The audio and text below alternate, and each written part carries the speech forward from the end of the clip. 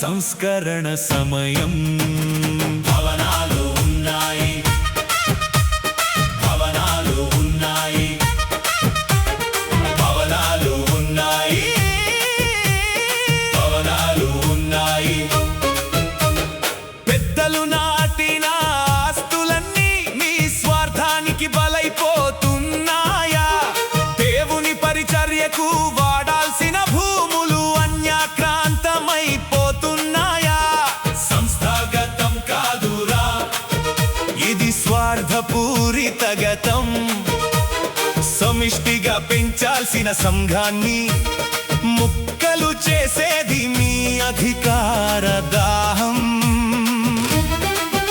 కమిటీల పేరిట కబంధ హస్తాలు కాజేస్తున్నారు దేవుని సొత్తులు. భవనాలు ఉన్నాయి, భవనాలు ఉన్నాయి.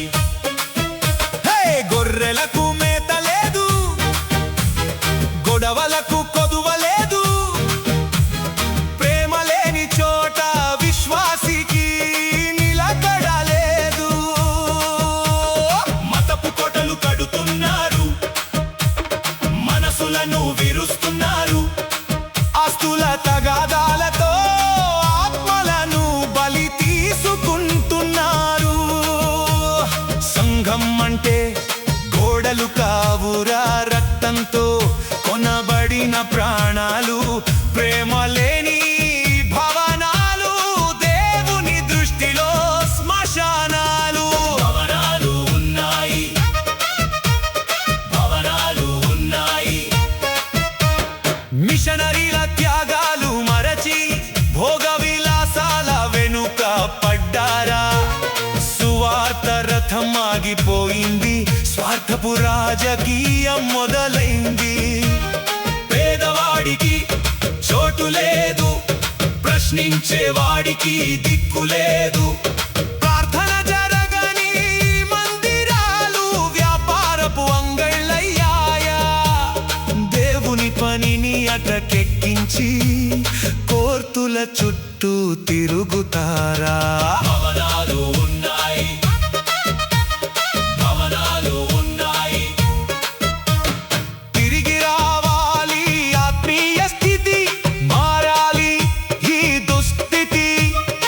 ఆస్తుల మీద ఆశ చంపి ఆత్మల మీద ప్రేమ పెంచు. పెద్దలు కన్నా కలలు కనాలి, క్రీస్తు ప్రేమను చాటాలి. కలుషితమైన ఈ వ్యవస్థను వాక్యపు అగ్నితో కడగాలి. యూదాల వంటి ద్రోహులను పారద్రోలి నీతిమంతుల పాలన తెద్దాం. భవనాలు ఉన్నాయి, భవనాలు ఉన్నాయి.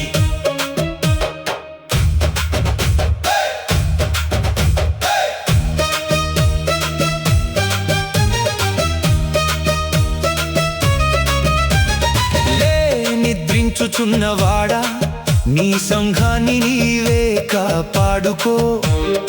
ఆస్తులు కావురా ఆస్తి, రక్షించబడిన ఆత్మలే నీ ఆస్తి.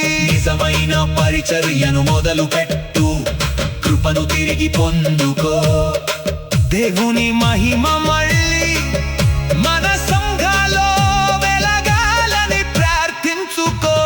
భవనాలు ఉన్నాయి, సేవనేది త్యాగం కాదు, సీటు కోసం యుద్ధమా? వారసత్వపు రాజకీయాలకు వాక్యమే ఒక ఆయుధమా?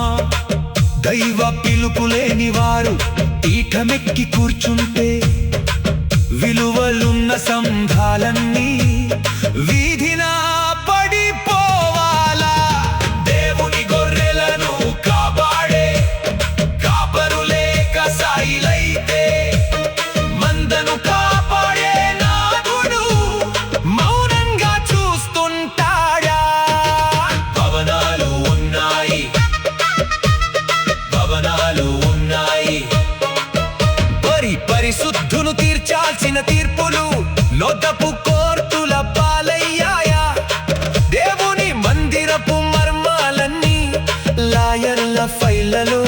జరిగేవాయ సంఘము ఆస్తుల పంపకాల్లో సాక్ష్యము కనుమరుగైపోతుంటే సిలువపై చిందిన రక్త